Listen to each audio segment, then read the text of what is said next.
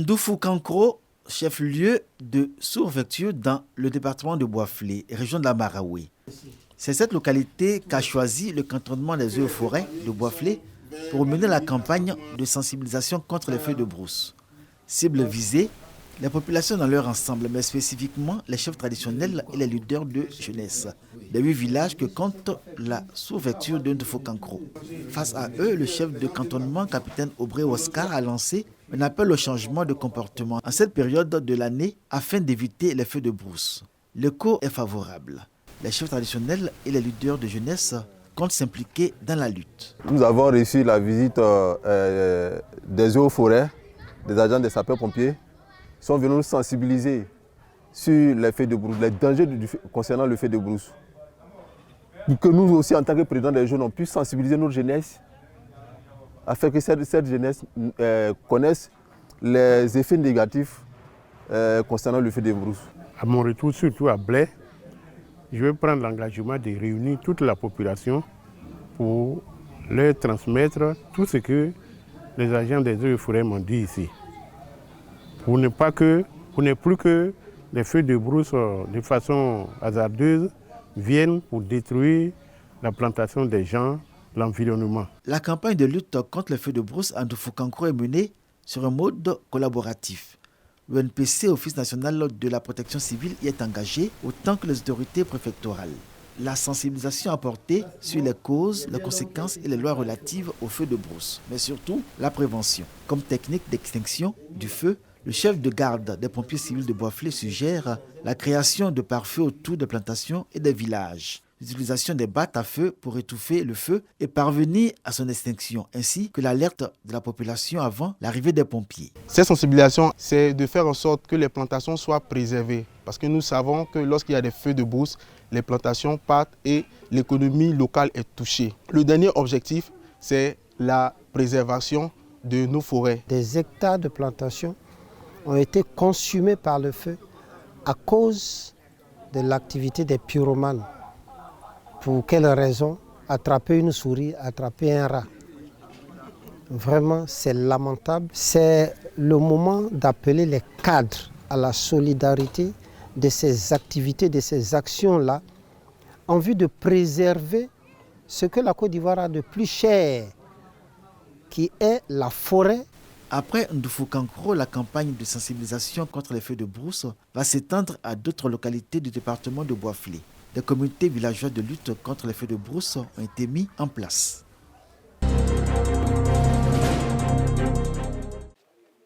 Le département de Sakassou veut se positionner comme une zone productrice du miel en Côte d'Ivoire. Pour gagner ce pari, 30 jeunes sont formés à l'apiculture.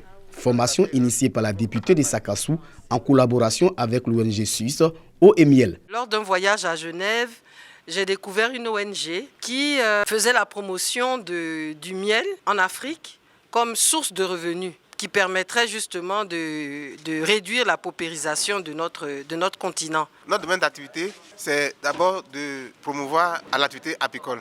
Nous sensibilisons la population ivoirienne à pouvoir adhérer massivement à cette activité qui est une activité génératrice de revenus. Cette formation pratique et théorique sur les techniques de production du miel est sanctionnée par des parchemins. Pour produire en quantité, les 30 jeunes apiculteurs décident de créer une coopérative. La coopérative simplifiée des producteurs de miel de Sakassou a été officiellement présentée aux autorités locales. Occasion pour la députée d'inviter les cadres à soutenir cette coopérative afin de faire reculer les limites de la pauvreté hors des frontières du département de Sakassou. Nous allons leur apporter des emballages adéquats, un logo, une présentation, de sorte que nous puissions le vendre dans des systèmes réguliers de distribution commerciale. Les jeunes formés sont exhortés à dupliquer ces savoirs acquis aux autres jeunes en vue de couvrir les 192 villages de Sakassou en apiculteurs modernes. Pour ceux qui désirent être apiculteurs comme nous, je leur lance l'appel d'être mobilisés car il y aura des séances de formation et je demande à tous et à toutes d'être vraiment disponibles pour participer à ces séances de formation. La région du Hambol est la plus grande zone de production du miel en Côte d'Ivoire. La production nationale du miel est estimée à environ 30 tonnes par an. La filière apicole reste encore artisanale dans le pays.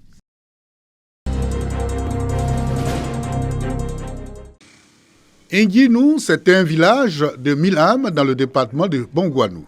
Ici, la culture de la tomate occupe une place importante dans les activités agricoles.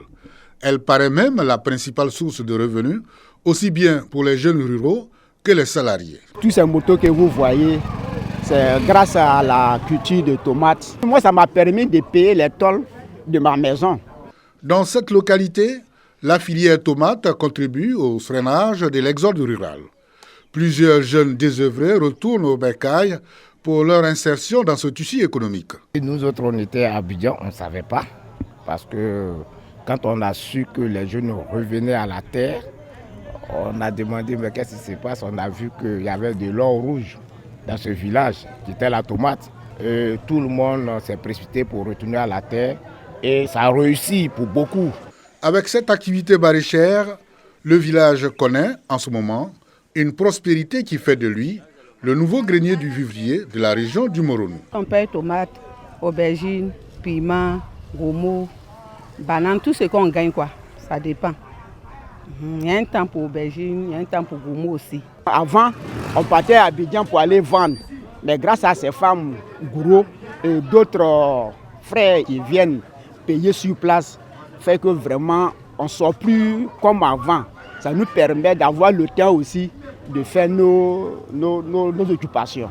À Nguinou, les jeunes ruraux n'en vivent plus aux autres. Profitant de leur autonomie financière, les acteurs de la filière tomate initient des tournois de football et des activités socio-culturelles, participant à l'animation du village en période de vacances. Nous sommes aussi un village qui est dans l'activité cacao, surtout dans les tomates, comme on dit, que je demande à cette jeunesse d'investir dans ce domaine-là. Le village a maintenant fière allure, mais la sécurité reste le souci majeur des habitants. C'est une fin d'exercice heureuse pour le comité de développement local minier de Tengrila.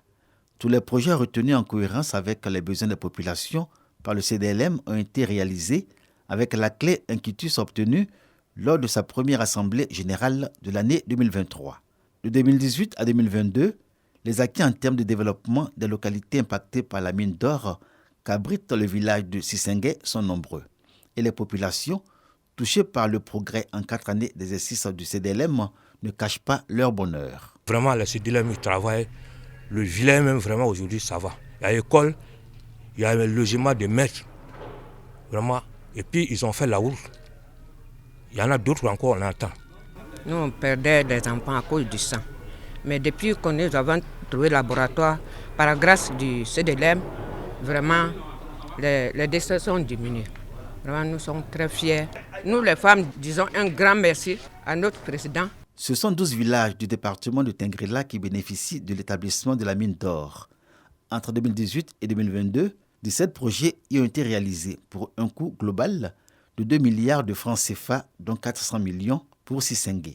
Le préfet du département de Tengrila, président du comité de développement local minier, s'est félicité des excellents rapports entre les populations et l'entreprise minière, rapports grâce auxquels le CDLM fonctionne normalement et peut assurer tranquillement sa mission. Notre objectif, c'est de contribuer au développement local des villages impactés. Et nous avons travaillé dans les domaines qui ont été indiqués par la loi.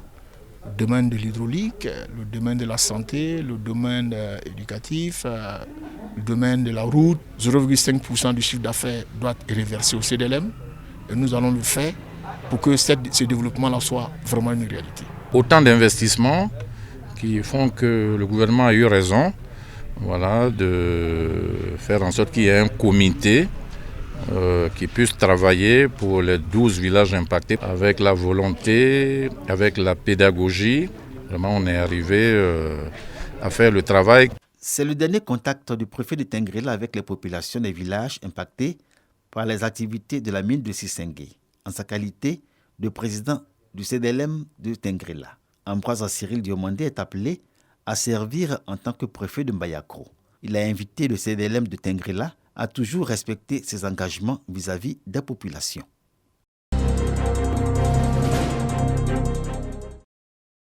Les bagarres rangées à l'âme blanche entre élèves avec souvent des pertes en vie humaine. Le phénomène des congés anticipés, le non-respect des aînés et des maîtres, la consommation de drogue et d'alcool à l'école. Autant d'actes d'incivisme qui minent l'école ivoirienne ces dernières années. Pour avoir une jeunesse responsable, respectueuse des symboles de l'État et les autorités qui les incarnent, le directeur du centre de service civique de Bouaké mène des actions. Nazer Kofi sillonne les lycées et collèges pour sensibiliser les élèves sur le civisme. Cette caravane de sensibilisation a débuté par le respect du drapeau à travers le salut aux couleurs. Les élèves donc de l'établissement ont montré vraiment un intérêt pour la chose concernant le civisme. Notre démarche ce matin consiste donc d'impacter positivement en jetant les graines donc du civisme à travers ce genre d'activité. La démarche du directeur du centre de service civique est appréciée par les élèves et responsables des établissements scolaires. Nous connaissons un peu les prérogatives du centre civique national. Nous voyons les activités aussi.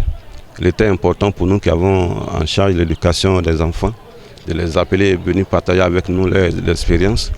Et puis leur démonstration aujourd'hui nous a vraiment donné raison. L'emblème de la Côte d'Ivoire, c'est le drapeau. Mais toi, t'avais dit quoi?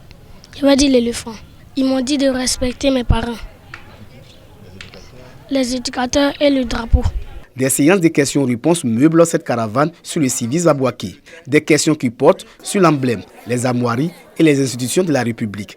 La caravane visitera chaque lundi une école avec toujours le même objectif, sensibiliser les élèves sur le civisme.